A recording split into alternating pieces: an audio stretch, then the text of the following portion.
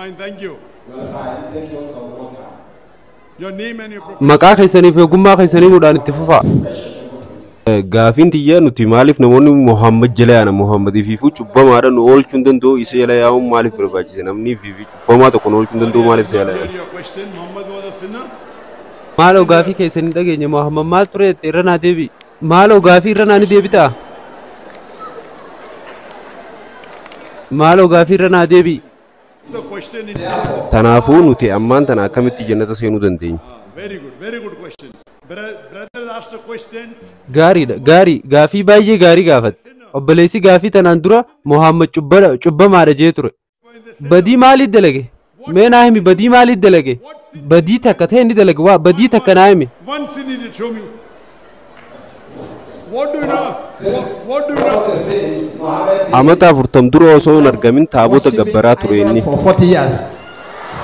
That is Obboleesso mee quraana kana keessatti inni amata 40 dura taabota gabbaraa ture bikka jiru nagarsiifta si cubbamaan malee isaa miti. Nabi Muhammad nagaa fi rahmanni sarraa jiraatu. Prophet Muhammad, peace be upon him. Silence. Halo caljaa maaliif sammaa harkaan tuttuita? Rashid maaliif sammaa harkaan tuttuqa? Rashid maaliif sagalee maayikiraafoonaa qabbuufta? Maaliif sagalee maayikiraafoonaa ukkaamsita akka hin dhagaamneef? Rakkoo jira? Maali rakkoo jiru nutti himi? Why are you fidgeting with my feeder? Is there a problem in you? Don't you know how to handle the mixer? Don't touch my fader, please. Maayikiraafoona bikka gubbaa kan hin tuqin maaloo? Isaa muuziqaa malee kan harkaan qabatanii hin beekaniinsa. Kun muuziqaa miti. Handle music. This is not music. Brother, yes. Now don't. Obboleesso maaloo amma maayikiraafoona harkaan numaa hin tuqin. Otherwise, tie his hands. Harkumaan hin tuqin. Don't touch my fader. Tole ammaan tana na dhageeffadhu amma sirriitti na dhageeffadhu. Muhammad jalqaba maatii taabota gabbaran keessatti waan dhalateef jecha gaafa ijoollee osoo hin argamin dura maatii isaatii wajjin taabota waan gabbaraa tureef wanti kun Nabi Muhammad cubbamaa isan taasisu.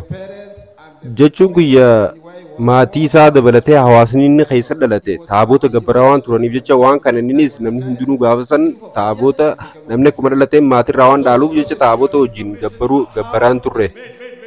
Umrii isaa amata 40 gaditti waan argamaan turuniif jecha waan namuma akka keenyaa tureef jecha kana taabota gabbaruu ni danda'a kun cubbamaa isa taasisa jeetiin yaada qabayyatti.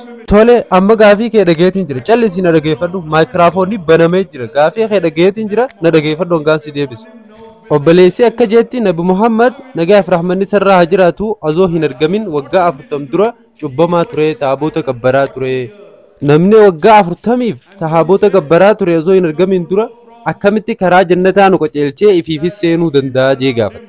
Dhugaadha kana si wajjin irra waliif hin gala. Uummanni inni keessatti argame maatii isaa dabalatee taabota gabbaraa turan garuu inni osuma hin argaminuu gaafuma dhalaturraa haga amata 40 sanuu guyyuma tokkoofillee taabota gabbaree hin beeku.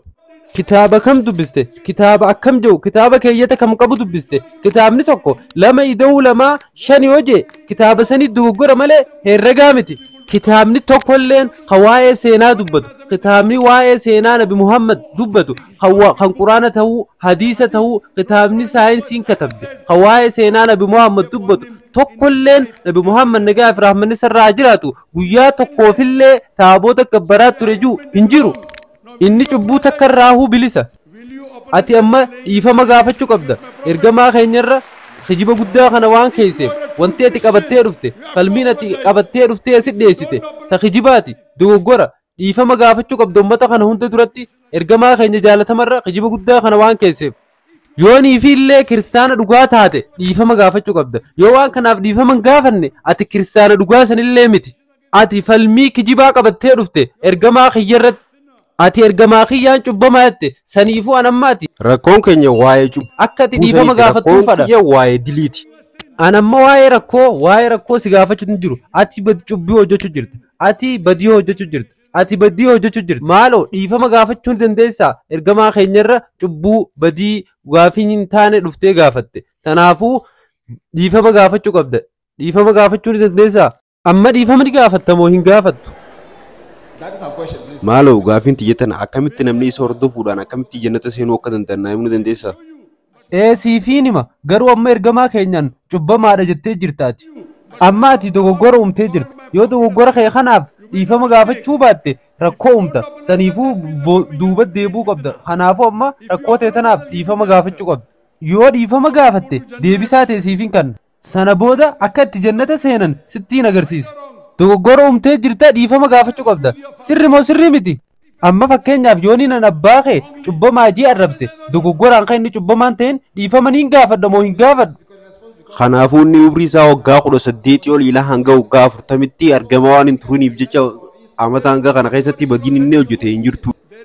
kitaaba tokkootu kan inni waggaa hanga kana keessatti cubbuu hojjechaa ture je'ee nuu himuutu hin jirre kitaabni tokkolleen akkuma addunyattuu nabi Muhammad gaafa umrii kana keessa ture taaboota gabbaraa ture je'ee nuu himu tokkolleen akka addunyaatti hin jiru ati kijibaadha lakkii aan dhugaan dubbachuu jira kitaaba makiraaf dubbisanii agartaa kitaaba kam dubbisii kitaaba kam haasa'u jirta kami kitaabni mee kitaaba tokko naa himi quraanni hin jenne hadiisni hin jenne kitaabota warra hindii salmaan hin barreeffame ta'u an kitaabota seenaa hedduun dubbise tokkollee kitaaba waa'ee nabi Muhammad taaboota gabbaraa ture jiru keessatti hin agarre tolee hayyee kanaafuu amma gaafii biratti hin dabra gaafii lammataa yoo dogoggora hojjette ati ummata dilla kana fuulduratti ergamaa keenyaan cubbamaadha jette yoo dogoggora hojjettee erta taate dhiifama gaafadhu fakkeenyaaf yoo dogoggora hojjedhe dhiifamaan jaa nama hunda fuulduratti gaafii itti aanu dhagayfadhu nuti ummata nagaati nabiyyi keenya ni jaalanna jireenya keenya guutuu isaaf ni dhabna lubbuu teenya dabarsine isaaf ni kennina ati ergamaa keenya irratti cubbuu keeyse osoo sababa gahaa tokko nuun himin nuti ummata nagaati ati ummata kana hunda fuula duratti ergamaa keenya cubbamaa itti arrabsite nuti sitti hin dubbannu sirri moo sirrii miti Everyone you're accusing a prophet without proof. Right or wrong? Brother. obboleesso maqaan keenyu akkaanan jeetti maqaan keenyu akkaanan jeetti obboleessa maqaan keenyu What is your name? What is your name? maqaan kiyya Alex okay ammaan tana an carraa siifin kana nuti siif dhiifna ergamaa keenya osoo sababa gahaa tokko nuun dhiyeessin arrabsite siif dhiifna gaafii tee lammataa itti fufi We are forgiving. You accuse your prophet without proof, I forgive you. Go to the next question. Come on. Okay. muslimni tokko akkamitti karaa sirrii irra deemuu danda'a Righteousness. Righteousness.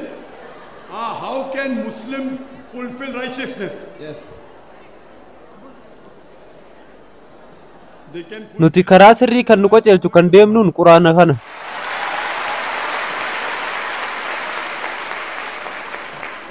The Muslims muslimni tokko waa'ee dhugummaa Isaan alayhi salaam barsiisu hordofuudhaan karaa qajeelummaa deemuu ni danda'a malee waan waa'ee barsiisa hordofuun osoo hin taane nuti Yesuus Kiristoos nageenyi irraa haa jiraatu ni jaalanna ni hordofna ni kabajna kanaafuu yeroo maqaa isaa dhoynu nagaa fi rahmanni isarra haa jiraatu jenna akka keetii miti nuti nabi Isaa ni jaalanna nuti nama tokkollee arrabsutti hin amannu dhaaphu gaafii tana gaafatte deebisaan gaanfitu na eegi yeroo gaafii gaafatte booda dubbachuun seeraa miti gaafii gaafatte amma deebisaati jedha geeffadhu deebisaati jaalatte jaalachuu baattee sarrakkoo biraati ati gaafii gaafatte nama kana hunda fuula duratti an carraasiif kanne amma cal jettee na dhageeffachuu qabda na hubattee yoo ingiliffaa hin dhageenye yoo hin dandeenye dhaga'u san irraanfadhu Aleksi nama gaariidha moo nama hamaadha san quraana hordofneeti adda baafna barsiisa quraanaa hordofuudhaan quraanni akka jeetti ergamaa keessan hordofaa nabi Muhammad nagaa fi rahmanni irraa jiraatu isa hordofuudhaan